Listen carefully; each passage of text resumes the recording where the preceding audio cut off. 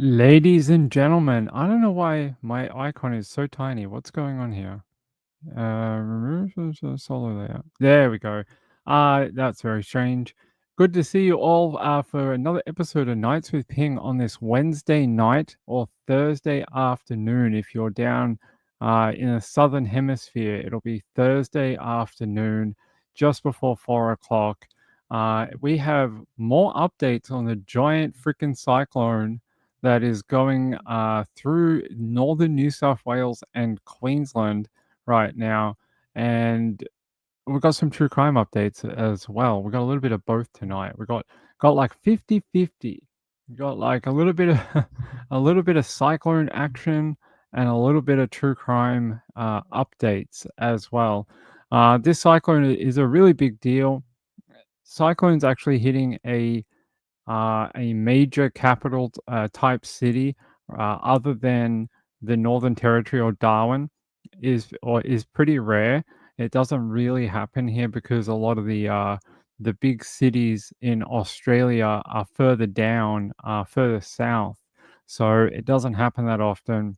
I think, like I said the other night, first time in 50 years that a categorized cyclone has hit Brisbane. So this is a really, really big deal. A lot of people, millions of people that are under threat right now. A lot of people having to rearrange their lives and, get out of there and stuff like that. So it is really everything's like full steam ahead right now. It's very very concerning. There's a lot of people that are still out there. I'm still seeing footage of people, uh, you know, not doing the right thing. Still at the ocean, still at the beach, taking photos and stuff like that. This was a storm surge that came through this afternoon through Currumbin Beach, life-saving near there. Here, I'll show you the photo. This giant wall of water came through. Look at this. That is before the cyclone has even hit already. So, hey guys, how are you? Good to see you. Coming to you live from a very safe place, very far south from the cyclone. I am like 2,000 kilometers south of the cyclone. So I am fine. I am okay. Yesterday we had some people in the chat who said, "Oh, they had family up in Queensland." And I was like, "Oh, that's not good. I hope they're gonna be okay." And then I was like, "Wait a minute. My uncle lives on the Gold Coast." After we got off the show, I was like, "Wait, hold on a second. I have an uncle that lives up there." Anyway, I spoke to him yesterday. They are under a possible evacuation. So he's waiting to hear whether they have to evac or not right now. So he's doing all right. He lives in a high rise apartment on the Gold Coast. So I think he'd be okay. Okay. Yeah, I think he'll be okay. He's lived in Queensland his entire life. He's a very tough bugger. He'll be fine. If not, he'll follow the directions of the government or whatever. So he will be fine. We spoke to him last night. Let's see. Yeah, so this was brutal. Can't believe um how much damage is already being done and it's not even here yet. One of the weird things that came out this morning as this cyclone Alfred has neared the coastline, it actually has slowed down a lot. It was moving like pretty quickly over the last like 4 or 5 days, and then overnight into this morning, it slowed down dramatically, and now it has pushed the timeline of landfall by about 5 hours. I think they were thinking it was going to be like 10 o'clock Friday night. Now they're saying it could be either like midnight, maybe very early hours of Saturday morning now. So we are going to get an overnight landfall, which is always the worst because you can't see, the power's going to go out, the risk and danger increases because it's overnight. You can't see anything, which makes it quite a bit more dangerous. So that is concerning. Let me show you. This is a video of this picture I just showed you. Yeah, destroyed a road. All right, let's have a look. So here's the video. It was from TikTok. I can't read the name though, but a TikTok user. Wow, look at all that water. It's got to go somewhere. It's trying to get back out to the ocean. It looks like it went around the building and then cut across and then tried to get back to the ocean. And this is not even landfall, so there is a lot going on out there right now. Hey, good to see you, Georgina. Happy to have you here, April B. Carlisa is here. Hey, Woos. Maureen, hey Maureen, how are you? My son is on the Sunshine Coast and my daughter is in Brisbane. I'm over in WA, worried sick about them.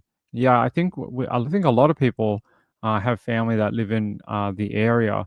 I lived on the Sunshine Coast for 5 years, and I was up there when an ex-tropical cyclone actually crossed and made landfall and hit our area on the Sunshine Coast. This must have been 2003, 2002, something like that. I was a young man at the time. Yeah, don't be scared, be prepared, and listen to the warnings. They will evacuate people quickly. If they thought it was something, who are these people?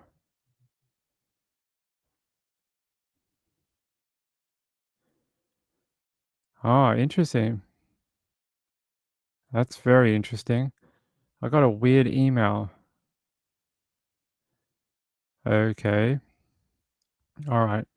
That is a very interesting email I got this morning. I can't tell you anything about it. I literally just read it. I've been a little under the weather for a few days, so uh, I'll tell you more about that one later. That's a very strange email. Catatonic, hey, good to see you. Sorry, my heart just went through the roof. It's nothing bad, it's a good thing, but I wasn't expecting that. Georgina, how are you? Natasha, Rachel. Rachel has been a member for 7 months. Thank you. I appreciate it. Maria's here. I hate mornings. Maureen. John is here. Jojo. Hey, happy to have you all here. My friend Lindy's also here. Yeah, it's going to be an interesting event, not just for these areas, I don't think. I think we're also got to, there's a lot of attention on Brisbane and the Gold Coast, but I don't want to forget our friends in northern New South Wales, especially near that border region or the northern rivers area. These people have dealt with a lot of flooding over the last, 12 to 18 months, and well, in history too, they've had a lot of flooding. So I know there's a lot of people just focusing on Queensland, but we have a lot of people who live in that northern New South Wales area near the border, near Tweed Heads, Byron Bay, like all those type of coastal areas. Lennox Head, which had a tornado go through it a few years ago. If you didn't remember that, they had a tornado. It was actually a water spout formed on the water, came off the water and hit Lennox Heads. So, Earthkeeper said, Lismore, I hope it doesn't go under again. The Lismore floods were brutal. I hope that does not happen again. Uh, Great to see you all. Let me show you. Let me show you the current situation, what's going on right now. Let's head to the radar app here so you guys can see. Uh, Here, let me do the playback thing. So you can kind of see the direction it's been going. It might take a second to load since we're sharing. So let's see. Let's change to, there we go. So is it going to play for us? Go on, play the thing. There you go. So you guys can see as it's been approaching, but it's slowed down. It's not going quite as quick as it was, and you can see that now the jumps every hour are a lot smaller. They're not as large of a jump every 1 hour, but it is slowly creeping through. Now this is the future. Yeah, this is future radar now in this bit. And you can see it's slowly edging its way off the coast. So If I pause this and then bring it to the front here. So this is later tonight. This will be about 8 p.m. tonight, and you can see it's just not that far off, is it? And this thing here is a projected direction and landfall. You can see it's still right on that is that North Stradbroke Island? It's been honing in on this sort of area for a few days now. Yeah. So there you go. Guys, give me one sec. Rory, hold on.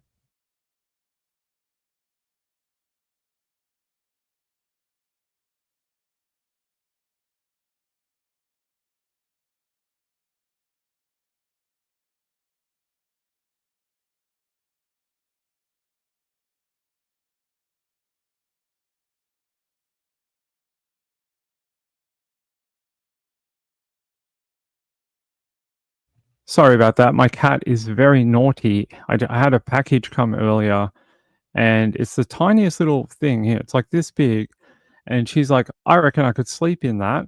I reckon I could fit." So she's trying to destroy the box so she can sleep in it. She's a funny cat. Catatonic says, "I have family down there. They're worried about the floods." The information that I've seen has been flooding from the river system and then storm surge. This is what the messaging has been all day today. The wind has been sort of like pushed back on that category of, what they're worried about. It's been more about the water, and that's always the case with hurricanes. I've been saying that since the weekend when I've been warning people on my channel. It's always storm surge. It's always water. The winds are dangerous. Yes. Flying debris is dangerous. Yes. But water is one of the most scary things you can ever encounter because you can't control it. You can't get any relief from it unless you can get higher. And once you're in it, that's it. There's not a lot of a way out of it unless you have like a big vehicle, a big 4x4. And even then, you only need a few inches of water to make that car float and then get pushed away. So if you ask any storm chaser or hurricane chaser, what is the most scary thing? Is it a tornado? Is it lightning? You're probably going to get one of two answers: lightning or water. Not tornado or whatever. Like, yeah, they're scary. But if you're in a vehicle, for the most part, you can just drive away from it. It's storm surge and lightning. They're the two that most storm chasers are afraid of because lightning's unpredictable. It can hit you even, a couple of kilometers away from the thunderstorm.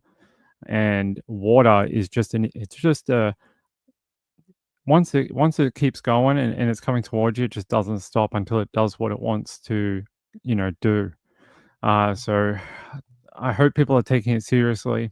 As you can see, already some storm surge happening in the area, like we saw that footage before, and yeah, like look at that, and it's only going to get worse as this eye moves closer to the coast, and you get that intense winds. The closer you get to that eye, the more intense, combined, compact those winds become, and faster.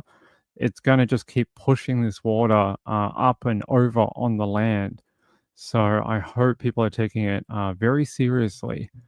Let me take you to one update. Then we got some true crime we got to talk about, and we'll talk about some more Cyclone as well. But we've got a couple of good updates for out of the true crime world. I just want to play the update from ABC. Yep, here. No, hold on, guys. Apparently, they're doing an update. When is this? They're actually doing an update. I'm gonna wait. Apparently, it's 2 minutes away, and I'm gonna bring you the Cyclone Alfred afternoon update. It's actually in like a 1 minute time, and as soon as that goes live, I will put it on the screen for you. So just give me a minute. Marylander says, "Ping the weatherman." Am I used to this weather? Yes and no. I mean, I've been in a couple of cyclones. I've chase thunderstorms throughout Australia and the US. This is a little bit different. Cyclones are different from thunderstorm chasing. Thunderstorm chasing is very it's smaller. It's on a very smaller scale. Uh, Cyclones and hurricanes are so massive that they can cover an entire, they can cover like all of Florida. So there's no escaping the situation once you're in it, really. And you just got to hunker down and get through it. So, Maureen, hey, Maureen, good to see you. Yeah, give me 2 minutes. We're just going to go into this press conference as soon as they bring it up. It says waiting for them to begin. Yeah, as soon as that clicks over, I will put it on your screen for you. You'll hear from the Premier of Queensland and maybe from the Bureau of Meteorology in Queensland, and they'll bring you latest details. Let me see. Hey, Summer Thunder, good to see you. Yeah, I hope everyone's family. I hope my uncle's going to be okay. I hope your family and everyone else that you know in Queensland is going to be okay. I'm sure they will be. There's been a lot of planning go into this. The Queensland government has been warning people. All right, here we go. Hi, everybody. Well, thanks, everyone. We just wanted to provide an afternoon update as we continue to monitor the cyclone, which is approaching the coast. This afternoon, I just wanted you to hear operationally where we are heading with things and just to give you an update on some key issues. But Matt from the Bureau will continue to show the modelling that shows the system tracking towards the coast. The Acting Commissioner will talk about some of those logistics. But I also wanted you to hear from the Commissioner of the Queensland Fire Service, which is doing an almighty amount of work in pre-positioning. And Jake Alred from the Reconstruction Authority is joining us because I want to stress to Queenslanders that whilst we are focused on the response, we are also preparing for the recovery. And it's important that if you do your bit, we can recover and we can recover strongly. And the things we are doing to put those systems in place will make all the difference. We've just had some fresh satellite modelling from the Bureau that has just arrived. The system is currently 240 kilometres east of Brisbane. It is continuing to move towards the coastline, and Matt from the Bureau will outline that. Again, that crossing window remains late Friday, but into the early hours of Saturday morning, but we will continue to update you as that occurs. It remains a Category 2 cyclone, and with that comes some real challenges. And we spoke about those 4 challenges this morning: waves, wind, rainfall, flooding. A flood watch remains in place from the Mary River all the way down to the Gold Coast border. And I'm really urging people to make sure that they know the website, which we repeatedly talk about. That's disaster.qld.gov.au. The system is starting to pack a bit of a punch, and we've got a few wind gusts that have been recorded. There was a wind gust which was recorded of 96 kilometres an hour at Cape Morton a little while ago. One at Double Island Point of 82 kilometres, and on the Gold Coast Seaway, a recording of 80 kilometres an hour. Those winds will intensify, but it shows you that the system does continue to track towards the coast, and it continues to provide some challenges with the wind speeds. Rainfall in the last 24 hours, 184 millimetres at Upper Running Creek, 114 at Springbrook, and parts of the sunny coast got 77 mils. This system will provide a challenge across those 4 key areas. But if you do the preparation, it is a system that you will be able to handle. And we are doing the preparation to show Queenslanders how important it is that you do get ready. And I have to say, overwhelmingly, the response has been remarkable. And particularly in the last 24 hours, there has been a real awareness. And I do want to thank Queenslanders for the way that they have responded. And I know as a result of many people who have done our work for us in going to reach out to vulnerable people, to go and reach out to colleagues at work, to speak to neighbours, that has made all the difference. And some of the commentary that we're getting back suggests that this really has been a great effort across the board. Just a couple of operational things from me. There's been over 700 requests from SES for assistance.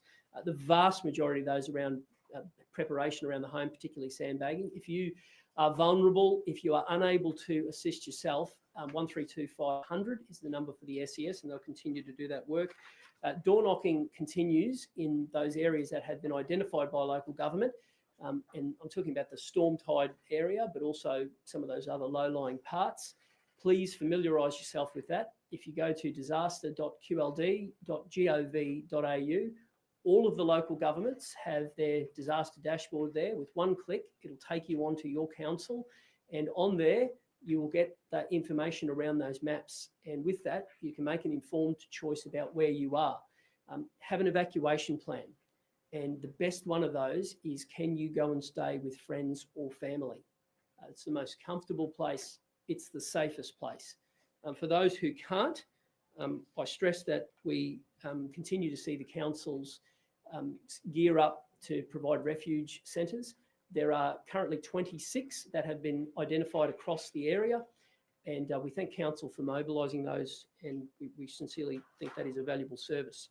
I spoke this morning about those vulnerable Queenslanders, those homeless who are sleeping rough, and as we speak right now, we have staff from housing again on the ground going to notify them that there is options available for them. If you wish to report that and assist someone who you see may need help, I mentioned this morning I'd get that number. It's 1800 474 753. The work also continues across those aged care providers, and we've been heartened by the feedback we've got from those aged care operators as well as the local governments in that area. I want to talk briefly about some of the additional resources, and it's really particularly important that you hear from the contributors who'll be coming after me. But SES police, fireys, we have swift water rescue crews who have been pre-positioned in areas where swift water rescue may be necessary. Energex, and Peter this morning outlined how we continue to drive those numbers. They are actively trying to reconnect some of those areas that have lost power where it remains safe to do so. But once the system does get closer to the coast and those winds and rain become more intense, those crews will be waiting, pre-positioned, to get out there the moment that they can. And they have those people to work with to make sure that vegetation is cleared, because often that is the greatest impediment. So all of that is ready to respond. And the safest place for you is to be in your home, obviously, after that system goes through. Community recovery hubs are also being planned. They are a one-stop shop where people can go in and get assistance, which is why it is vital as part of your preparations, get all those key documents that you have them in one spot. If you do need to evacuate as part of that plan, grabbing those make it so much easier. But regardless, it's good to keep in one location at a time like this. Again, there are 1,030 schools that are closed and will remain closed tomorrow. We'll continue to assess into the future, and we'll update people as to what that looks like after the system goes through. Yeah, I'm going to pause it for a minute until I get to the modelling. This is information we've all heard before. Make sure you have your documents. Make sure supermarkets are now closed. I think from this afternoon, most supermarkets in the region are actually going to close and will be closed tomorrow as well. So hopefully everyone's got their supplies that they need: batteries, water, any canned food, a torch, that type of thing. And I will answer this question. Marilyn says, how many cyclones on average are there every year? I'm not sure the average that make landfall, but it can be anywhere from like none, which we've had before. Actually, I'll answer this. We're going to go here. Premier, and good afternoon. Tropical Cyclone Alfred remains a Category 2 system and is currently 240 kilometres east of Brisbane. It is moving west at around 7 kilometres per hour towards the southeast Queensland coast as we speak. We already covered the fact that TC Alfred moved quite erratically overnight last night, and that has delayed the forecast for it to move towards the coast. We're still expecting the centre of the system to cross the Bay Islands very late on Sunday or in the early hours of Saturday morning, and then push across the bay and into the mainland areas during Saturday, with the most likely track for the system moving between the Sunshine Coast and the Gold Coast. The system is expected to impact the outer edge of the Bay Islands as a Category 2 system, with average winds near the centre of around 95 kilometres per hour and gusts possibly reaching up to as much as 150 kilometres per hour. And again, these will be concentrated around the southern flank of the system. A tropical cyclone warning remains in place from Double Island Point to south of the Queensland-New South Wales border, and coastal hazards for large waves and abnormally high tides, as well as severe weather, which covers off on the heavy to locally intense rainfall, are also current. I'll work through a few of the impacts. We've already seen damaging wind gusts on those exposed coastal locations, with the outer Moreton Bay area receiving gusts above 90 kilometres per hour, which is the sort of damaging wind threshold that we use. Those winds are expected to continue increasing as we move through today, and then continue increasing through Friday as well. Potential for destructive winds, so those gusts up to 150 kilometres per hour, are expected on those exposed coastal locations as Tropical Cyclone Alfred approaches and crosses those Bay Islands late on Friday and through Saturday. Large swells and powerful waves have been observed along the Queensland coast for several days now, and we are seeing inundation and extreme wave heights. We've recorded waves of 12.3 metres off the Gold Coast, so those extreme waves are causing hazards to the coastal areas. TC Alfred is also expected to produce a significant storm surge around the southern side of the system. This means that as the system crosses, sea levels may be 0.5 to 1 metre above the normal highest tide. And in fact, the really exposed locations around the Gold Coast and the Redlands Southern Bay area, it is possible to see storm surges up to 1.5 metres. We're starting to see some of the heavy rainfall push across the Gold Coast and then stretch up through the scenic rim along the Bay Islands and into Brisbane. On the current radar imagery, you can see the banding moving around the cyclone. Again, we expected that to continue through this evening and into Friday, with daily rainfall totals possible of 300 to 400 millimetres, stretching through Friday and into Saturday. This could mean event totals up to as much as 800 millimetres. This heavy to intense rainfall is expected to produce both flash and riverine flooding.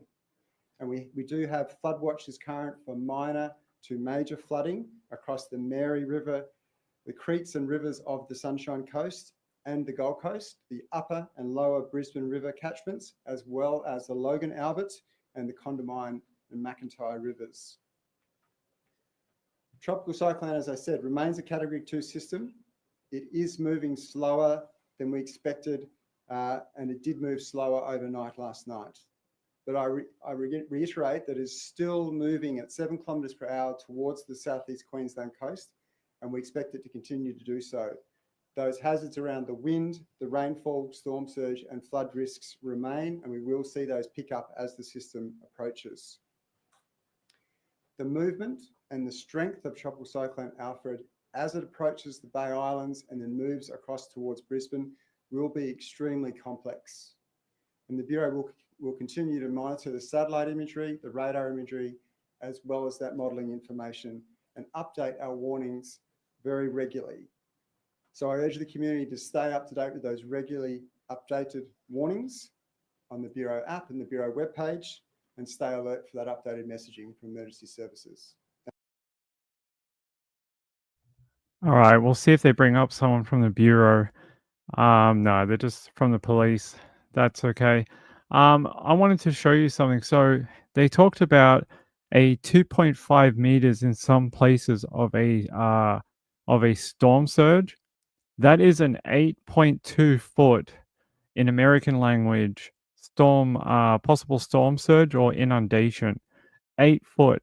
That is from my experience, some of the cyclones that have hit Florida have had 8, 10, 12, some even 15 and 16 foot. But 8 foot is nothing to sneeze about.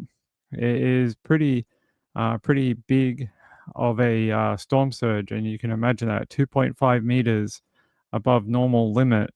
That's pretty intense. I wanted to show you what they're talking about here about the wave height. We're already seeing some of those waves. I've seen 7 meters, 8 meter waves on the tracking. So let me show you here. So if we go down here and I change this to C, let it load. There we go. So you can see the some of the registered wave heights or anticipated 5 meters. This morning I saw 7.5, 8. So it's saying about 5.5 meters on here, estimated. I think these are estimated 5.7, 5.6. So let's see if there's any bigger ones up here. 5. I think the largest will be on the south side here. So yeah, for the most part, around 5.5. But this morning I witnessed 7.5 and one that was 7.9. So it's pretty large. And if I go to radar, satellite, all right. So this whole bit here, this whole south side is what they're talking about.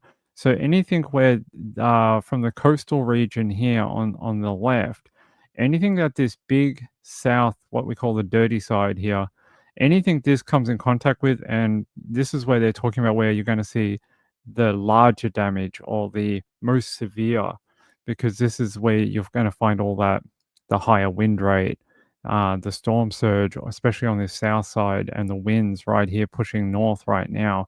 But when this eye gets closer, it's going to push right against that coastline, and that's when you're going to get the highest totals. Probably when it's just off from making landfall, probably like 100, 200 meters offshore, something like that. That's when you're going to get like these huge storm surge come through, and you're still going to see some of it as it makes it closer and closer to the coastline. Let me try and get here precip.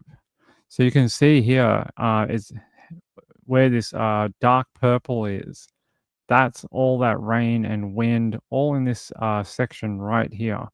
So that's what people have to look out for. Can we get a clearer shot of this wind speed, air pressure? Nope, not precip. Yeah, you can already see there's like a lot of bands coming ashore already, all through this region. They'll all contribute to those rainfall totals as well. This is not what I want.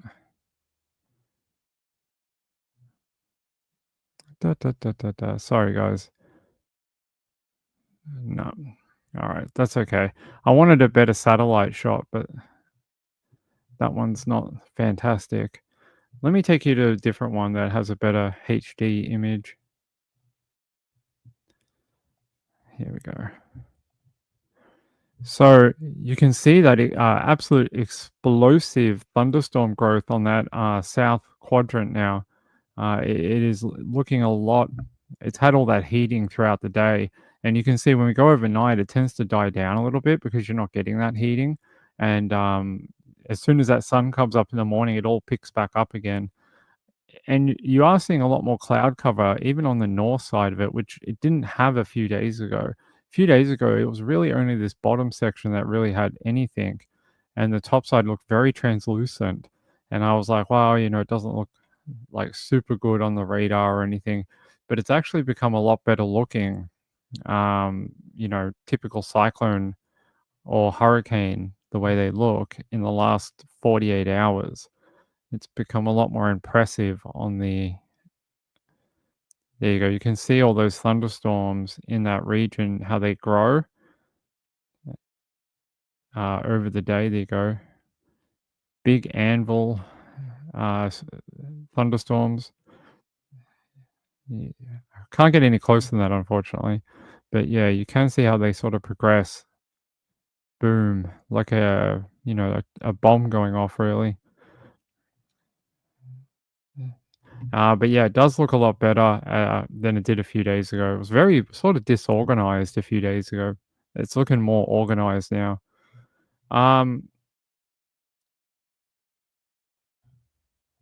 Yeah, it's just huge. It's gotten a lot bigger. I don't know if there was something up here when it was a little further north before it made the turn. I don't know if there was like, I don't know, some sort of sheared environment that it was running into that was causing it to act that way. I don't have the maps in front of me, unfortunately, but yeah, once it passed there and got a little further south and then made that turn, it really sort of picked up again and started looking a lot more, more cyclone-like, more category 2, more like high-end category 2. But yeah, what did someone else say? Someone wanted to know how many cyclones happen a year in Australia.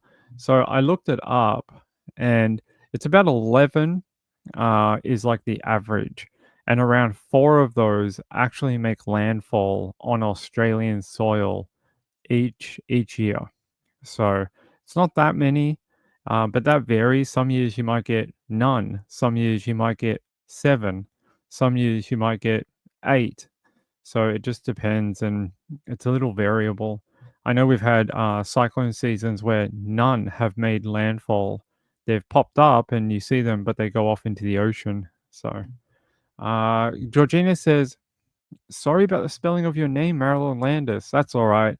We use Marilyn's name as a swear word in here sometimes. Sometimes we act like. No, I'm just kidding. Marilyn is a lovely person. Summer Thunder says, please keep us posted in the US. I will. I will. Can you tell? Can I tell what? Sorry. You'll have to rephrase it for me. Jonna says losing electricity itself is a challenging, not to mention the water flooding. It's not just that. Some places that may have electric vehicles or uh, things like that, the salt water, if you're near the ocean, gets in. And I've seen this in Florida where you get this saltwater inundation. And if you have, like, say, a Tesla and the electricity hasn't been de-energized from the area, it can create fires when that salt water gets into that charging area and the car. And yeah, there was quite a few last time in Florida. They had quite a number of them. Here are these waves. This was the waves before. I'll show you. Yeah. Where's our other page? Yeah. So these were the waves on this one. Air pressure C. These were the estimated wave heights here.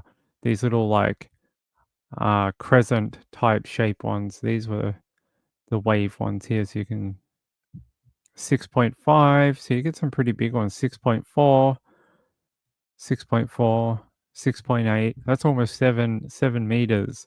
So these are all like, yeah, pretty big wave heights around this tropical system. Yeah, 6.9, 7.2. There you go, 7.2. That is a huge wave.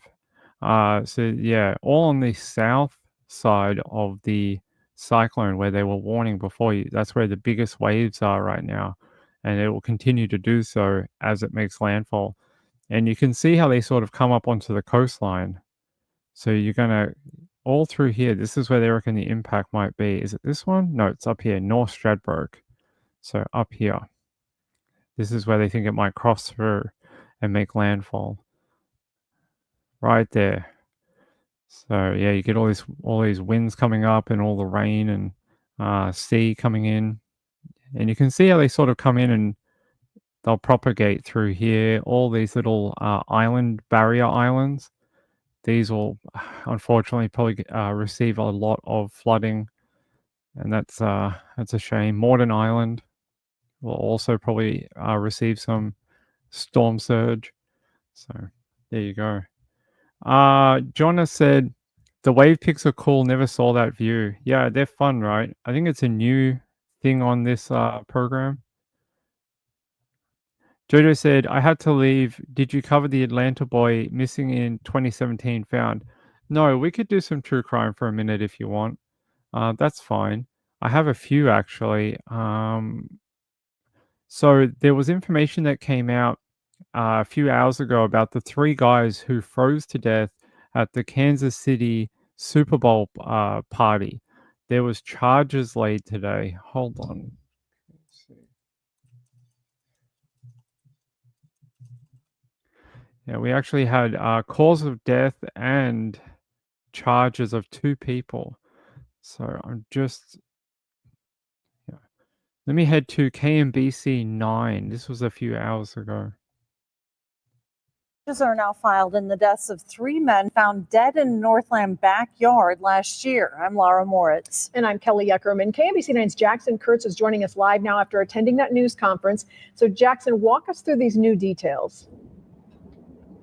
Yeah, there's a lot of new information we learned. This has been a national story, lots of questions, but we now know that Platte County prosecutors are charging Jordan Willis and Ivory Carson with drug distribution and manslaughter charges in the connection to the deaths of those 3 men, Clayton McGinney, David Harrington, and Ricky Johnson. We know that Harrington, Johnson, and McGinney were found dead outside of Willis's home January 9th to watch a Chiefs game that happened 2 days earlier when temperatures were around 30 degrees those days. An autopsy revealed their deaths were due to fentanyl and cocaine. The men were known to do drugs together and talked about purchasing the drugs and the probable cause and via text that ultimately led to their death. What we allege was that there was one bag that contained cocaine, another bag that contained fentanyl. The ME found that it was a combination of those 2 drugs that led to these men's death.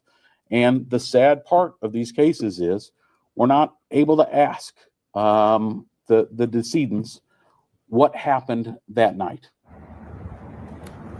Yeah, still lots of questions. The men charged, Ivory Carson, he is in custody, and Jordan Willis is going to turn himself in to prosecutors later today. Live in Platte County, Jackson Kurtz, KMBC 9 News. All right. Thank you, Jackson. And again, as he just mentioned, Ivory Carson already in custody. Jordan Willis is expected to surrender and post bond. There's no word yet on when they'll have their first court appearances. KMBC 9 will continue pushing for information in this case. Any updates from authorities will be brought to you on air, online, and on our app.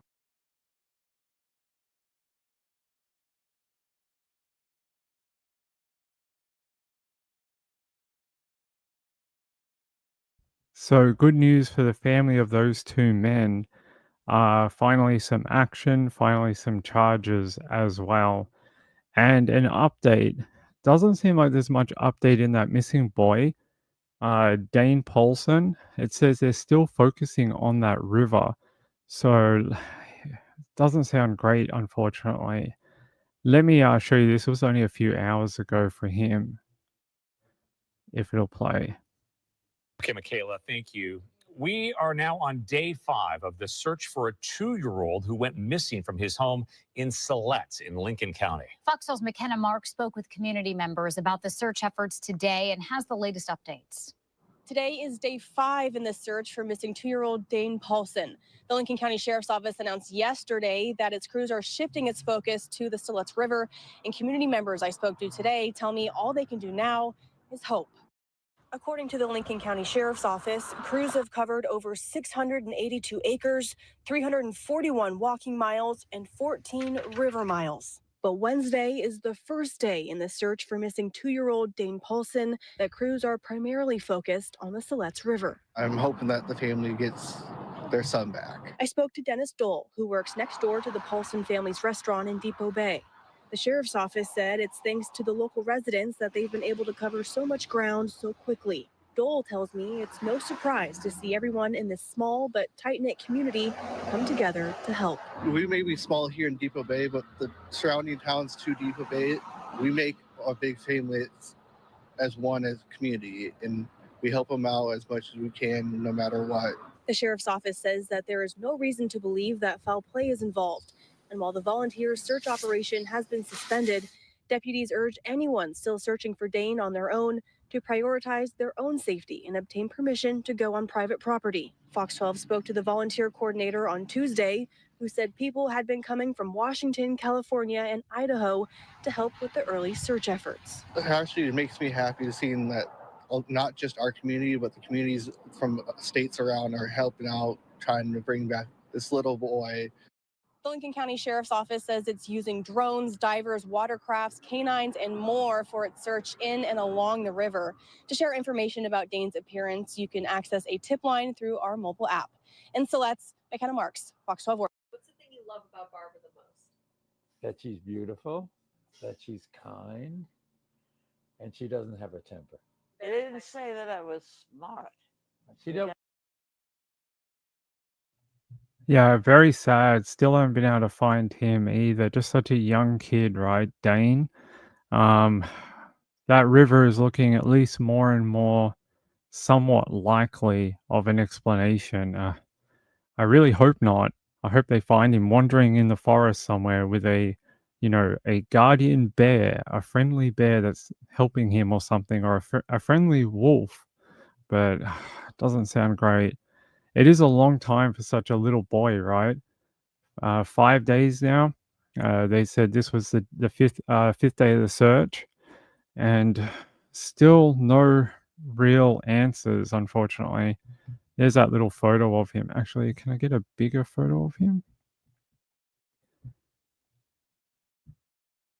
Yeah, let me get another photo of him. This one? Yep. Here you go. There's a photo of him. Yeah, very young. A long time to be out in the wilderness on his own. Yeah, I hope they find him soon. I really do. Yeah, the cause of death for the 3 Chief fans as well. It's been a long investigation on that one. Fentanyl, lethal mix of cocaine and fentanyl, and they sort of were left out there to freeze as well. I'm glad 2 people have been charged over it, and now someone will be held accountable, and maybe this will, I don't know, help the families a little bit.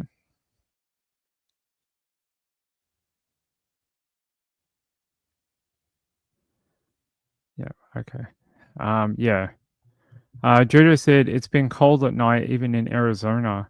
It's been getting cooler here. Every day it's been getting like a little bit, like the temperatures are dropping.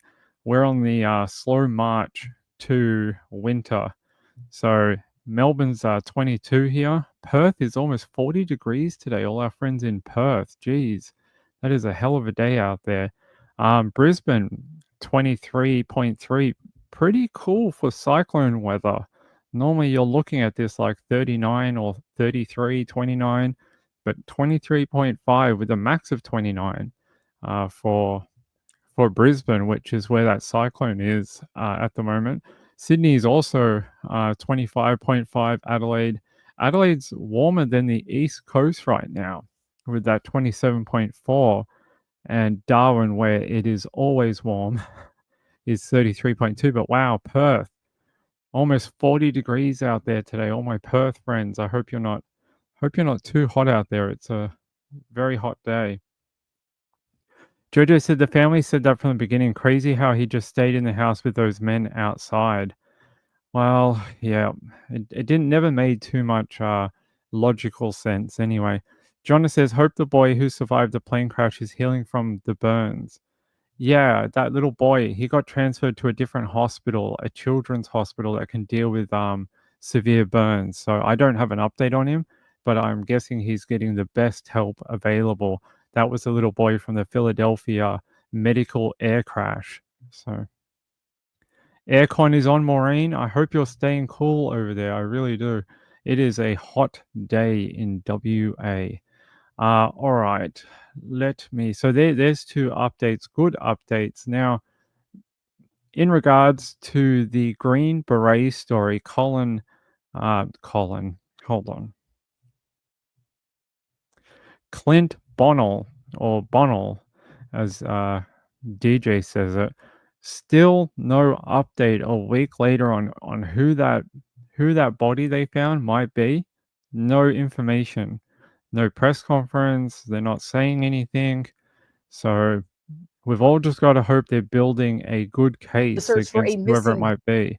But if you don't know this particular story, a man went missing, and there is some reason to believe maybe his wife is involved. Here's a photo of Clint here. He was a military man who had left the military and was studying to become a medical aide, right? He was in a type of medical school, and he just went missing. It was actually his college who rang the police for a welfare check because it was so odd that he would be missing from his classes, and they were doing exams at the time and he didn't show up for them. So very odd. Jojo said that little boy probably went to the Shriners Burn Institute. Possibly. I didn't get a name of the hospital. Gayla said, I thought he was passed out due to the drugs he took and the others had gone out to smoke, took the drugs and died. I just know that they said in the press conference that all three of them were known to do drugs together. They even talked about purchasing narcotics, and unfortunately, they believe they died from that. And yeah, very sad, very sad. Three guys who, the fentanyl sort of scourge on society has really impacted many families. They're saying here, officials in Missouri announced this week that Jordan Willis and Ivory Carson had been hit with 3 charges of involuntary manslaughter and 2 counts of delivery of a controlled substance after investigators say the 2 contributed to the deaths of Clayton, David, and Ricky back in January 2024. They say Carson has already been booked into the county jail on the charges, while Jordan said he'll turn himself in shortly. So we'll have to wait and see what happens once both of them are formally charged and booked and go to court. So I'm sure we'll have more updates on the Kansas City one in the future. Okay, so there's a couple of your updates from today. I know everyone wants me to talk about the Atlanta one. Okay, we can do that. Guys, hold on. Able to provide a Louisiana family answers 7 long years after their boy was kidnapped. Douglas County Sheriff Darren Weekly will announce the amazing work that our deputies and staff members did to unravel this mystery and make this discovery. U.S. Marshal Kirk Taylor is here to talk about their work over the past 7 years, never giving up hope of finding this boy. Douglas County Under Sheriff Dave Walcher will read a statement from the National Center for Missing and Exploited Children and explain their role in this discovery. And Douglas County Commissioner Abe Layden will discuss the board's support for our deputies. Also joining us today is DA George Brockler, Chief Mike McIntosh, Captain Jason Kennedy, Captain Dan McMillan, and Sergeant Jeffrey Burke. We're going to begin with Sheriff Weekly. Thank you. Thank you all for being here. Good morning. Today, I am proud to share a remarkable story. Thanks to the quick response of our deputies and their attention to details, a 14-year-old boy has been safely recovered after being missing for 7 long years. It was a quick thinking of a vigilant member of our community, a homeowner monitoring their security cameras for a house that he had for sale, and he noticed some suspicious activity and immediately called the sheriff's office to report possible burglary or trespass in progress. This call not only led to the apprehension of 2 suspects, but unknown to everyone at the time, to the discovery of a missing child and the resolution to a 7-year-old mystery. When our deputies arrived on scene to what they initially appeared to be a routine trespass call, they quickly made contact with 2 children who were in a vehicle in a driveway. 2 individuals exited the home, and as the deputies began to investigate further, they began to uncover inconsistencies in the suspect's story. And their work led them to a shocking discovery that one of the suspects, Rabia Khalid, was actually a fugitive wanted for kidnapping. Our deputies didn't stop there. They worked tirelessly to verify the identities of everyone involved, leading to the realization that 14-year-old Abdul Aziz Khan had been abducted by his non-custodial mother, Rabia Khalid, back in 2017. Elliot Bourgeois, who was with Khalid, was also arrested and being held on charges of kidnapping, as well as a litany of other charges. This victim's family has asked for privacy. I had the privilege of meeting with the family in my office yesterday, and what I will tell you is there wasn't a dry eye in the room. I'm not going to play it all because it is 11 Alive's video. But if you want to watch the rest of it, head to 11 Alive in Atlanta and you can watch the whole 28-minute press conference. Crazy story, right? But not one we don't. It's not a rare story. We hear it quite frequently. They say a Louisiana boy who was kidnapped in Atlanta in 2017 was found by Douglas County Sheriff's officers office deputies during a burglary call last month. What a meeting of events, right? They say Abdul Aziz Khan, 14, was located safely on February 23 in a Highlands Ranch subdivision more than 7 years after he was last seen by his family. Deputies found Khan and another unidentified younger boy with Rabia Khalid, 40, who was arrested on a kidnapping warrant. Elliot Blake Bourgeois, 42, was arrested with Khalid on kidnapping charges. Both are being held on a $1 million bond. Khalid is Aziz Khan's non-custodial mother, allegedly kidnapped her son in November 2017 following a custody dispute with the father. The family says we're overwhelmed with joy that Aziz has finally been found. We want to thank everyone for their support over the last 7 years. Khan's family requested privacy so they can move forward as a family and heal together. Wow, that's crazy. They're saying here on February 23rd at around 3:37 p.m., Douglas County deputies responded to a burglary call at a home. They say sheriff's office officials said 2 people illegally entered the property that was vacant and listed for sale. Upon arrival, deputies contacted two children in a vehicle parked in the driveway. Moments later, 2 adults exited the home claiming to be associated with the realtor. Their story began to unravel as deputies and dispatchers worked for 4 hours to verify their identities. After a 4 to 5 hour interaction, deputies learned the identity of Khalid and arrested her on a felony kidnapping warrant. They say at the news conference held Wednesday, if it wasn't for the homeowner monitoring their cameras and reporting the burglary, Khan might never have been found. Really was like a sliding door moment. One act led to finding and solving a mystery from over 7 years ago.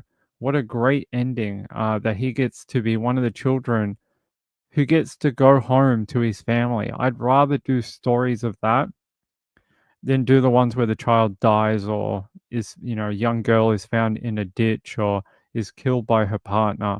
This is a good story. Even though he was taken for 7 years of his life, he will get to go home to his custodial parent, which is great news. We can't support people who abuse the courts and the system for custody, and it goes both way for men and women. Have to do it fairly, and you break those court orders, the hammer should come down on you, just like if it was a male. They're saying Patty says, "Oh yeah." Patty says, my brother was found dumped in a park after so-called friends gave him a hot shot, cocaine and heroin. He was 36. That's far too young, my friend. That is far too young. I'm sorry to hear that. Patty says the guys were charged, but he did it willingly. So unfortunately, it was his own fault. So they classed it as misadventure, probably. Misadventure or OD. Were never charged. No justice for your family. That is very sad. Sorry to hear that. That is an awful story, but a cautionary one for anyone out there that does these type of, illicit substances that you don't know who your friends are, and it may end badly for you. Even if you think you know what you're doing or you trust people, you can never be 100% sure. That should be the lesson. Yeah, what's going on here? I'll take you back to Queensland for a little bit. Apparently, a pallet of water bottles fell off a truck or something like that, and people, because there are no water available, the stores are actually closing today. People are stealing the water or doing something. Let's have a look. What are they doing? Oh, yeah. They're just picking up water bottles. Interesting. Yeah, what are they saying up here? They're saying amid panic buying and empty supermarket shelves as people stock up on the before the cyclone arrives, a driver in Queensland has split a trailer load of bottled water or spilt. This led to a scurry of activity as passerbyers got out of their cars to gather up as much as they could of the now precious commodity. The driver didn't even stop to try and rescue some of the valuable cargo. The spilling of the hundreds of bottles of water happened at Cleveland Roundabout in Redland Bay, 37 kilometers southeast of Brisbane CBD at around 6 p.m. on Wednesday. Brutal. They say some guy had a trailer load of water and went around the roundabout too quick and lost most of it onto the ground. He didn't even stop to pick it up. Thanks for the free water. So people just took it from the side of the road, apparently. Okay. So I guess people just saw an opportunity when there are no bottled water at the supermarkets right now and decided to take advantage of it. It was raining water bottles, it seems so, right? Yeah, they're just clearing the road. They're doing a public service. They're trying to help people. That's what they're doing. Hold on, my friends. Yeah. All right. Let me take you back over here. I want to see if the Bureau spoke at all this afternoon. Let's see. Because they were supposed to do some modeling, show some modeling on the press conference, but I don't know if they ever did.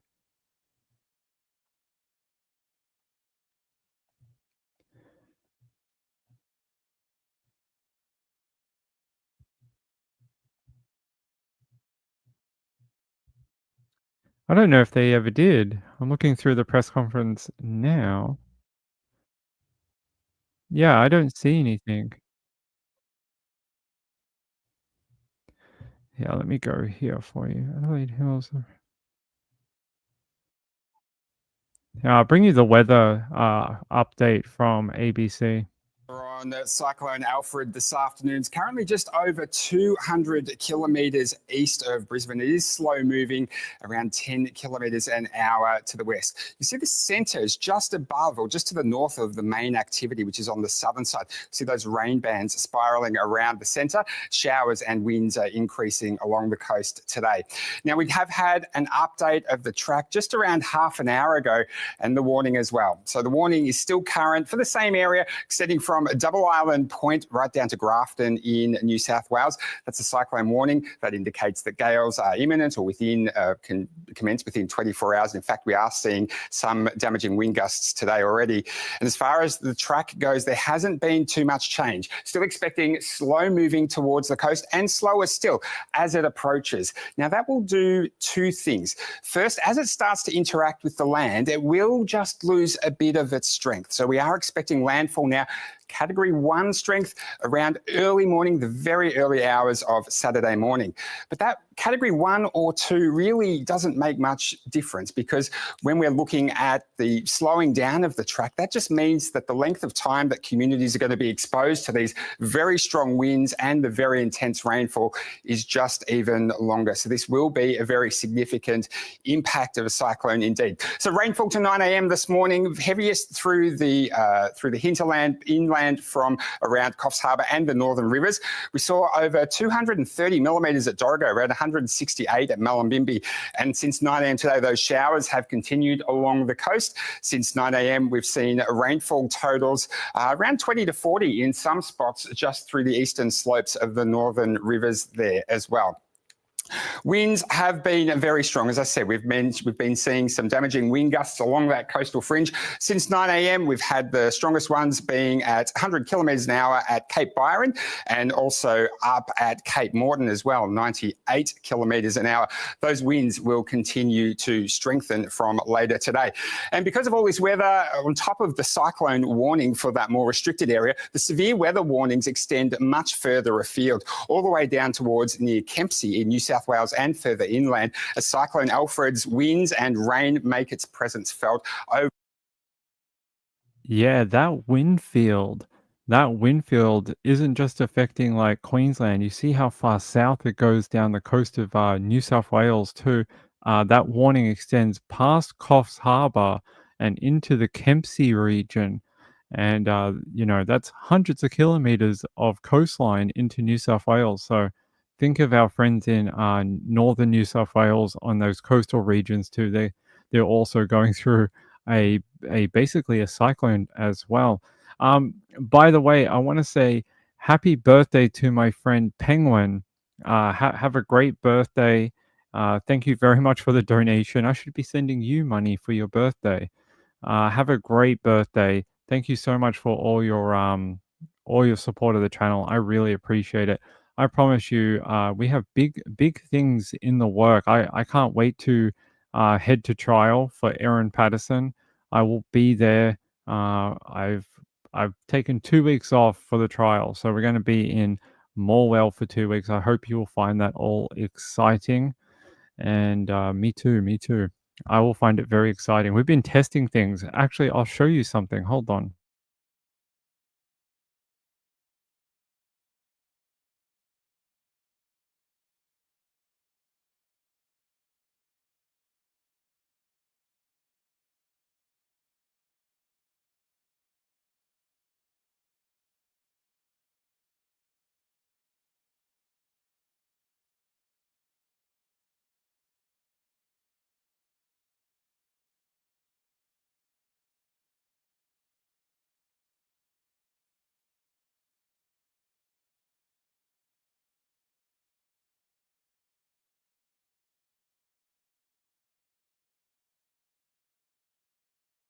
All right, I can't show it to you, unfortunately.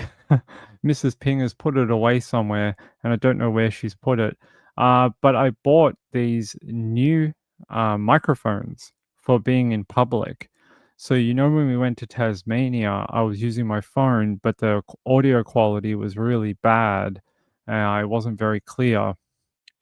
I bought these little mobile microphones, and you get 2 of them, and then it plugs into the phone. So I can actually have more than one person, or I can interview someone and have 2 people on the microphone while live streaming on the phone. So that'll make the audio quality a lot better when I'm not in front of this big setup that we have here. So that'll be a bonus when we head out to Morwell for the Aaron Patterson trial. And we've already tested them. They work really well. Quality is really nice. And yeah, but happy birthday to my friend Penguin. I really appreciate it. Have a great birthday for the, I don't know how many years. I'm going to say she's 23. Penguin's 23. She's not a not a 21st, but hey, 23 years young, and just a young lady. She's gonna have a great birthday, and yeah, have a great day. Just go out there and tell people it's your birthday. We walk down the street, just stop people and say, "Excuse me, did you say something?" And then when they go, "No, sorry, what?" You go, "Oh, sorry, I thought you said happy birthday because it's my birthday today." And then just keep walking, and just do that to like 10 people while you're out in public. And I think that would be a lot of fun. Yeah, happy birthday, Penguin. Spell check for catatonic. Yeah, she has 2 T's in, well, 3, but 2 in the first part. You have to do 2, not 1. Yes. Happy birthday to my friend Penguin. That is very kind. Let me see here. Robbie says her plane is cancelled. No flights out of Brisbane. Flights have been cancelled now, so no flights out of Brisbane either. If you have any packages coming from Queensland, it's going to have to wait till Monday. I heard most shipping, if you bought something from a company in Queensland and they haven't shipped it yet, that you're going to have to probably wait till Monday or Tuesday for the backlog to be cleared and for packages to get in the air again. So, and roads out of Brisbane might be affected. So, and into New South Wales. So, couriers and shipping may be affected for a period of time make sure you plan ahead. Should you have any packages, medication, I don't know, things that you need that come from Queensland, just remember that this cyclone will also affect shipping out of Brisbane and maybe out of New South Wales as well. Because normally what they do is they put it on a truck in Brisbane and they drive it to New South Wales or Victoria or SA. So you have to be very careful. Like if there's something you need, you may have to make alternate arrangements or you just have to wait for a while. Let's see if we have any updates on this. I think right now, everyone, it's sort of the calm before the storm going on. Everything's a little quiet, maybe too quiet, maybe quiet enough. I don't know. But it seems like everyone's sort of just waiting. Everyone's in a waiting mode now to find out what's going to happen. Let me head over here. Yeah, I don't see too many more updates this afternoon. I think people are, I know the children, they will enjoy not having to go to school for a couple of days. And there's no school on in the region due to the cyclone. So the kiddies will be happy. They get a bit of a long weekend. I don't know how much they'll enjoy the cyclone, but they'll enjoy the rest of it, I'm sure. Let's see. I was just trying to see. There was a funny story down here. By the way, they are asking for people who are able to give blood to go into your local blood bank and make a donation, as they are critically low on blood supplies, and the disaster in Queensland will probably make that even worse. So if you are someone that does that or can do that, that would be very good. They say blood donors are urgently needed as the impact of Cyclone Alfred leads to a shortfall of more than 1,000 donations a day. They say the National Media Director Helen Walsh said about a fifth of its blood supply comes from Queensland each day. So they are going to be affected. So if you haven't given blood in a while and you're able to, head into your local blood bank and give a donation and help that way. If you have no other way to help and that is a way you're okay with doing, head in and give a blood donation. They say a new radar image shows how close Cyclone Alfred will come to the Queensland coast overnight tonight. The latest update was this afternoon, showed the Category 2 cyclone was 245 kilometers east of Brisbane, and it's moving at 10 kilometers an hour, so it's very slow. If we do the math, it's probably going to cross about 24 hours. So in about 24 hours time, and here's the path that they're showing up here. Come on. There we go. Here's the current trajectory where they think it looks like it's going to cross right between Moreton Island and North Stradbroke Island. There's a little gap in between them, and it looks like it might go straight actually between the both of them. So there you go. Hey, Joe Neal. You can't trust a weatherman without a tie? I ain't never going to wear a tie. You can't make me. You can't make me. You guys don't pay me enough to wear a tie. You would have to pay me $9.6 billion. I ain't never going to do it. I wore a tie for the wedding. I had to buy one because I didn't even own a tie. I had to buy a tie for my suit. I told the bride, this is the only time you'll see me in a suit with a tie. I was like, you got me to wear a tie. And she's like, "Oh my god, that's the best present ever," because she's known me for so decades, and she's like, "I've never seen you in a suit and a tie." And I believe in the mantra that there should be only what is it, like 3 times in your life where you should wear a suit. It's like the day you're born, which is your birthday suit, the day you get married, and the day you die. They're the 3 times in life.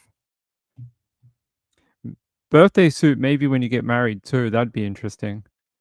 Not you, the guy on the screen. Yeah, he should have a tie. Yeah, that's right. Yeah, good to see you, Carolina. How are you? Sean said, I wear my dad's 50s, 60s ties. I love the style. No, I'm not wearing one of those giant fat ties. They're weird. I can't do that. I bought a really like slim one for the wedding. All right. Let me see if we have anything more interesting for you. I really wish we had an update on that green beret, but we just don't. It's very frustrating because I really want to know what's going on and who that person might be. Or like, what's the story? What's the wife doing? Where's Clinton? Why is the wife not helping? Is she the body they found? Is it him? Like, who is it? I am very, very intrigued. All right, let me go over here. By the way, there's apparently a lot of homeless people in Brisbane who don't want to move where they are, and they are going to stay out in the open in their homeless encampments and ride out the cyclone.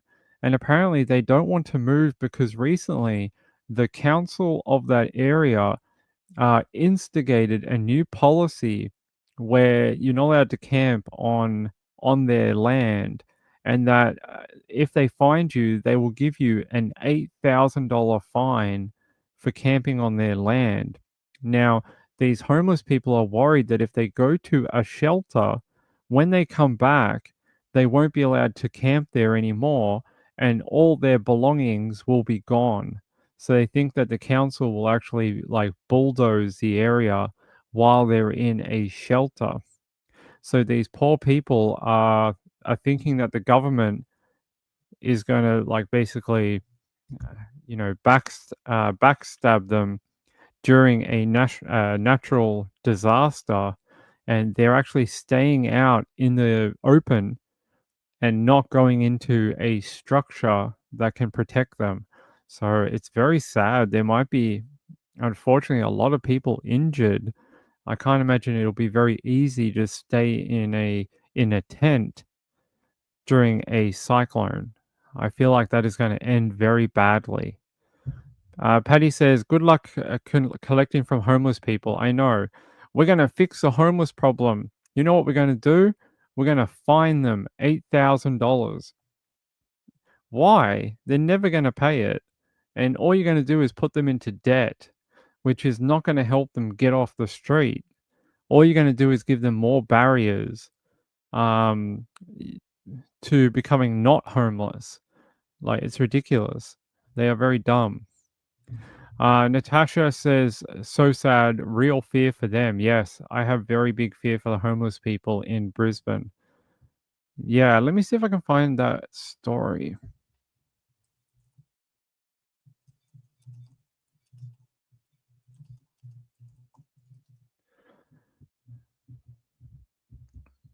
Let me see if I can find the thing about the homeless people.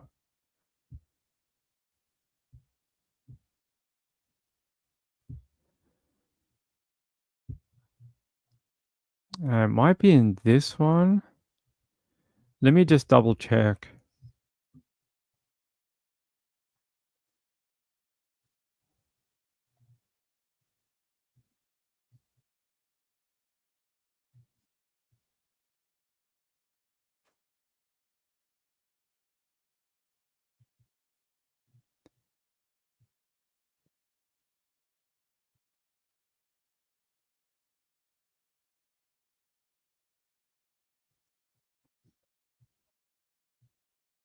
I can't find one, but there was a just normal. Yeah, if I go to the Brisbane Times, they say if winds get above 80 kilometers an hour, it will become unsafe to move. Fears for cities' rough sleepers, so people who are homeless. They say charities in the potential path of Cyclone Alfred are urging councils to open evacuation centres for homeless people or rough sleepers, warning thousands of lives could be at risk as the weather worsens. They say Northwest Community Group founder Paul Slater said he made several attempts on Monday to contact Brisbane City Council for advice on evacuation centres, but was yet to receive clear information. They said, we're trying to find out where these guys should be going. What's the advice for people that are homeless in Brisbane and in Moreton Bay from the government? Should they be going to shelters? Should they be going to temporary emergency accommodation from the Department of Housing? We need to find out where the shelters will be and what to tell people so they can start preparing now. The Brisbane City Council was contacted for comment. They advised residents to check the council's disaster dashboard for up-to-date information on evacuation centres, but said crisis accommodation for homeless individuals was a matter for the Department of Housing. At noon on Tuesday, the dashboard showed no evacuation centres or refuge sites were open. None. Zero. Sounds like they're not doing very much to help them. Let's check that website now. Is there any centers open now for the cyclone? Places of refuge, 0. Open refuge centers, 3. So let's go here. Refuge centers are open at Caboolture Memorial Hall, the Strathpine Community Center, and Hope Center in Moreton.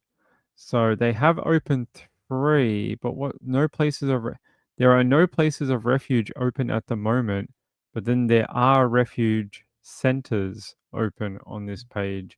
At least they did that, but and just for a minute or two. Gov is going to remove them by force? Maybe. Joe Neal says, I'm terrified of the homeless here in Phoenix, Arizona. Yeah, I heard the homeless population in California, Arizona, like places like San Francisco, even in Dallas, are very, very bad. Not they're bad, just the situation is bad. Joe Neal said they're all strung out or nuts. Yeah, not enough mental help. Cakesboo says, sounds typical for Brisbane City Council. Yeah. Carolina says, people are humans, homeless people, lives as much precious as the people who have a home. I agree. Cakesboo said, how are they supposed to get there with no public transport operating? I know. They should be having someone go around and forcibly take them somewhere where they can be, like, at least under a roof, at least under a structure. No, Joe Neal said, I'm sympathetic, just wary. I get it. Sean said, why not open the Gabba for people? Yeah, let them play cricket. Let them, like, sleep there and play cricket and do those 2 activities. Maybe they will. Maybe they will. But yeah, no other update. Let me have a look.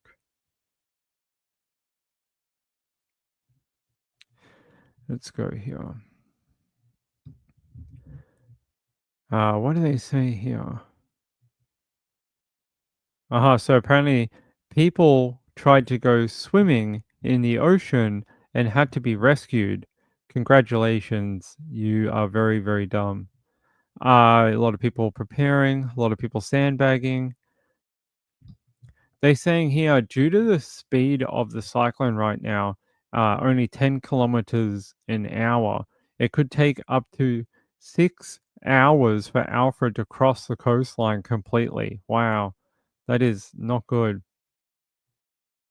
Yeah, 800 millimeters of rain could fall in the region. That's 800 millimeters. So they're now expecting it to be very early Saturday morning. So sometime overnight from Friday to Saturday is when the cyclone is expected to make landfall, being delayed by about 5 hours. They say apparently a jet ski person has been unaccounted for in New South Wales. They say a jet ski was seen floating in the surf near the mouth of the Tweed River but they haven't been able to find the person who was on the jet ski, and now, yeah, they're missing a person. All right, let me see, missing jet skier. Let me see if I can find something about that. That's not good news at all. A person on a jet ski cannot be located. They found the craft, but they haven't been able to find the person.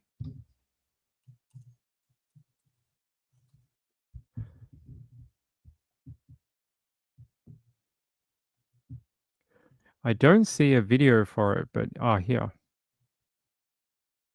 To get some really bad weather before the cyclone crosses. I know it's not an exact science, but when do you think that timing will be for us? It's being suggested starting this evening. So we don't know when. All right, we don't need to listen to that. They say a search is underway south of the Gold Coast for a jet ski rider feared missing in the monster swell. Emergency services were alerted to an EPIRB activation off the coast of Duramba near Tweed Heads on Thursday. They said, "We have a trailer with a jet ski missing. We're unsure now if we're looking for a person who was out on the jet ski. Paramount for us is that person's safety. To know that there was someone out there on a jet ski out in this type of weather is concerning." Yeah, especially with like those 8-meter waves that we've seen on the tracker. And off the coast of the Gold Coast, they had a 12-meter wave recorded out there. So the surf is huge. Hey, Aussie True Crime, how are you? Good to see you. Sean said police were given extra rights to remove people. Yes, they were. So hold on.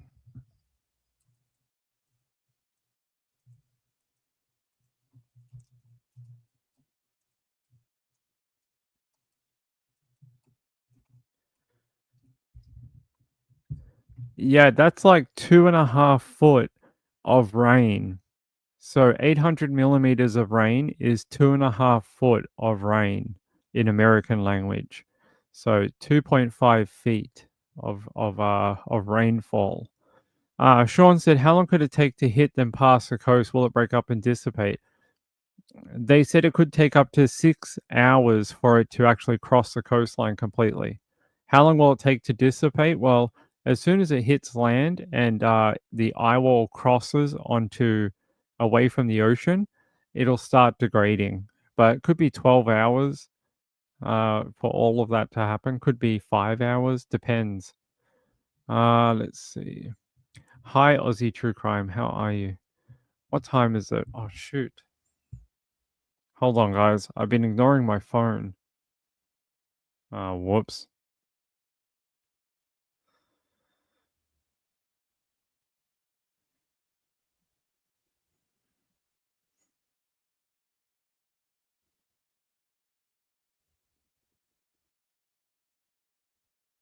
All right, sorry.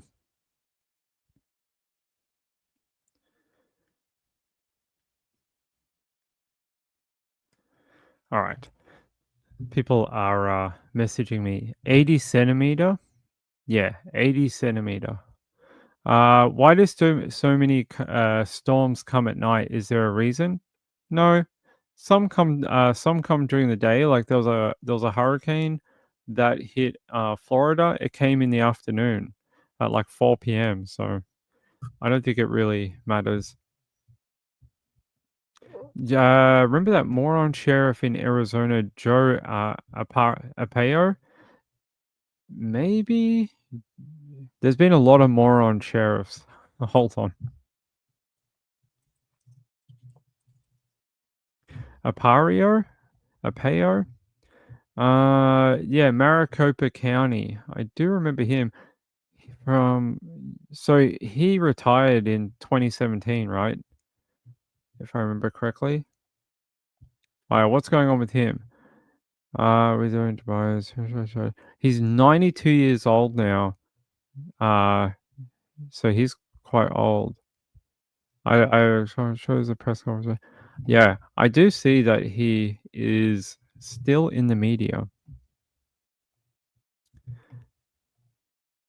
Joe had the tent city. They're nocturnal, like bats. Like bats are nocturnal.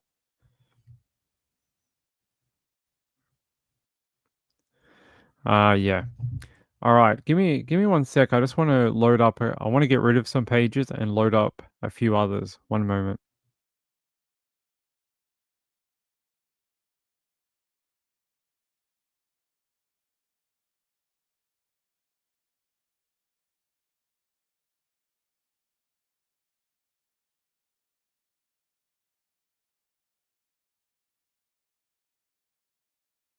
All right, let's see what other true crime updates I have for you.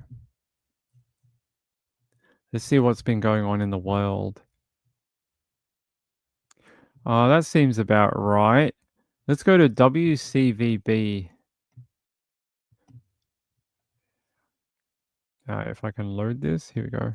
Not guilty to all of the charges, and those charges are disturbing. John Giarrusso, seen here back in 2020 when he was being commended for his police work, is now charged with possession and distribution of child pornography. Haverhill police got a tip from the National Center for Missing and Exploited Children, and it led them to a social media account linked to Giarrusso's name and date of birth. That account depicting disturbing and explicit videos involving children. Giarrusso is accused of uploading to Kik, a chat and messaging app, 5 videos that show children, some as young as 6 years old, being sexually molested and raped by adults. The criminal complaint also says the Seabrook officer engaged in graphic conversations with other Kik users about arranging to have sex with their wives and young daughters. We did stop by Giarrusso's house here in Haverhill. His wife declined comment and is asking for privacy for her family. Haverhill investigators also revealed that Giarrusso was active in fundraising for organizations that help abused children heal. And this isn't the first time he's made headlines, but in the past, Giarrusso was hailed as a hero. The Eagle Tribune reports he was one of the people credited for helping save lives during a deadly riptide on Seabrook Beach in 2018. And in 2020, Giarrusso was featured on our sister station, WMUR, for helping a 95-year-old World War II veteran whose heat went out in a bitter cold snap. Giarrusso is free on $100,000 bail. The Seabrook police have put him on administrative leave. He is due back in court April 2nd. In Haverhill, I'm Mary Saladna, WCVB News Center 5.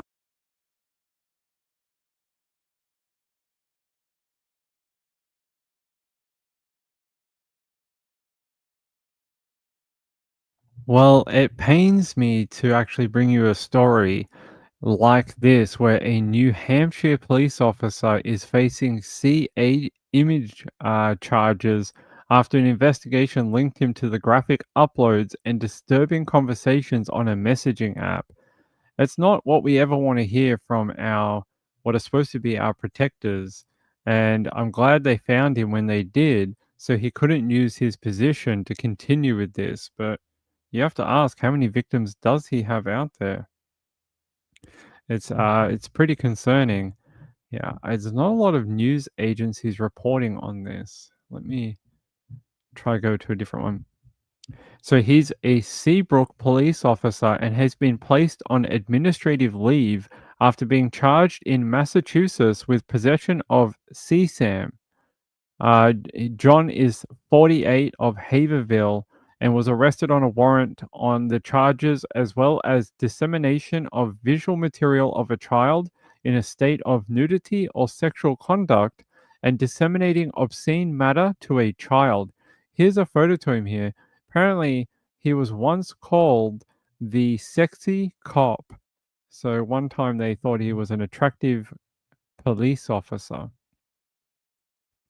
They say the Seabrook Police Chief Brett Walker issued a statement Wednesday stating that the department was notified of his arrest by the Haverhill Police Department on Monday.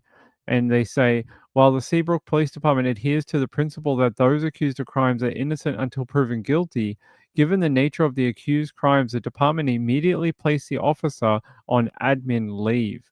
The Seabrook Police Department declines to further discuss personnel actions that will be taken at this time. Walker said the department strives to uphold the highest standards of conduct in our staff both on and off duty. Allegations of criminal conduct against a law enforcement officer are taken seriously and will be dealt with swiftly and appropriately. We will continue to cooperate with Haverhill police investigators and monitor this case as it moves forward. Apparently, he was arraigned and released on a $1 million bond. According to WCVB, he is accused of uploading several videos to the messaging app Kik and was also allegedly involved in sending and receiving graphic text messages to individuals who said they were underage. So there you go. Here's that photo of him again in his uniform. Very disappointing for an officer to go to the dark side. Very disappointing. You're getting a job there at the Maricopa County. Good work. You can be our insider. You can tell us all the things that happen. You can be our boots on the ground, as Trish likes to call it. Sober for 5 years. Good work. That gets you a fist bump. Good work. Patty L says, way to go. Yeah, that is good work. Very good work. Call them out. The bad cops are really far and few between. That when we see these cases, we know somebody is watching. Thank God for the National Center for Missing and Exploited Children. They have been instrumental in busting not only this guy, not police officers, but just normal people. They have been they've been in so many different cases recently. They do some great work at the National Center for Missing and Exploited Children.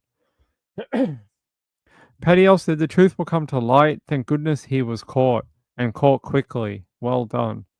Let me see. If we go to the National Center, which if you don't know who they are, they're the ones who tend to do the National Amber Alert. So if you ever see me doing Amber Alert, it's on their page. Here it is. Zoe Upton from Raleigh. Geez, how many North Carolina things can we do? Zoe Upton. Missing from the 5th of March, Raleigh, North Carolina. She's age 3. She's a little girl. She's white, brown hair, brown eyes, 2 foot 8 inches tall, and weighs 34 pounds. Last seen wearing pink pajamas. They're saying it could be a child abduction. The car might be a black 2016 BMW 228i. License plate LEK 7352 or a 2012 Chevrolet Traverse North Carolina license plate JKL 2368. They say if anyone has any information to contact the Wake County Sheriff's Office immediately at 919-856-6911. They're also saying that there's 2 people that could be with her, Zach Upton and Christina Jones. Okay. No photo available for Zach though, but he does share the last name of the child. And he is listed as the potential abductor of the little girl, Zoe. So let me try and find out more about Zoe Upton. Come on. There we go.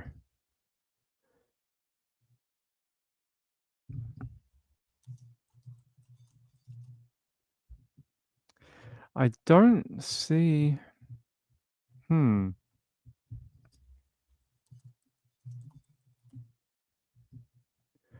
Here we go. ABC 11. This only happened in the last hour or so. So this is a new Amber Alert since we've been on the air. They say nearly an hour after it was issued. Oh, it's been cancelled. Wait, no, it hasn't. No. It's still listed. Well, it may have been cancelled, but you can see right here it is still on the list of Amber Alert. They're saying here nearly an hour after it was issued, the Amber Alert for a missing 3-year-old girl out of Wake County has been cancelled. The Wake County Sheriff's Office says the child has been found safe. Details about what prompted the alert were not released to the public. The Sheriff's Office said they're investigating the case. So, okay, that's good news. They did find the little girl, but they're not giving us any. 1 hour is a pretty fast turnaround for an Amber Alert to be cancelled. So, Oh, you'll tell us all of it. All of it, Joe. You'll tell us everything. April B said the NCMEC is amazing. They do good work. They do great work. But the Maricopa jail is one of the best in the US. Lori Vallow is there, right? She's in Maricopa County Jail. Yeah, another Amber Alert, but it has been solved. So, Carolina says, I saw a video of a police officer in Sacramento that walked into the men's restroom and took a hit of, and overdosed. It was laced with fent. The sad part was that he was a full. That's pretty bad. Joe says you can, you can. You could say that word. What time is it? All right. Hey guys, I'm gonna get off the air. It's late at night, but I may be back very late tonight to do some more true crime and cyclone coverage for early hours in the morning USA time.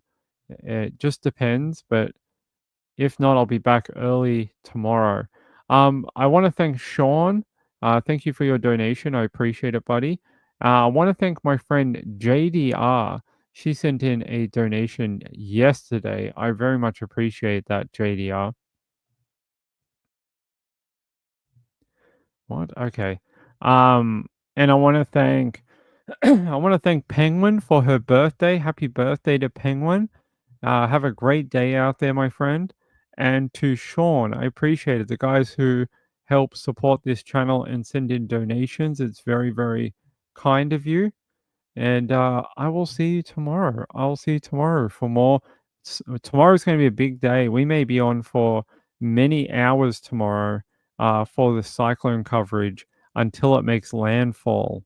So you may get a very long show tomorrow, multiple hours. I love you all. Patty G, good night, my friend. Gayla, thank you for being the moderator. Catatonic, Natasha, Jojo, Kaliza, Maureen, have a great time in WA. Natasha and the other Joe, good to see you. Marilyn Landis, Sean, good to have all of you here tonight. I'll be back tomorrow. Tomorrow for some of you. Maybe later tonight if you're Australian, okay? Love you all. Patty L, good to see you, my friend. Cakesboo, bye. Bye-bye. See you later. I'll see you then. See you, Ron. I'll see you, Ron. All right, bye. Bye-bye.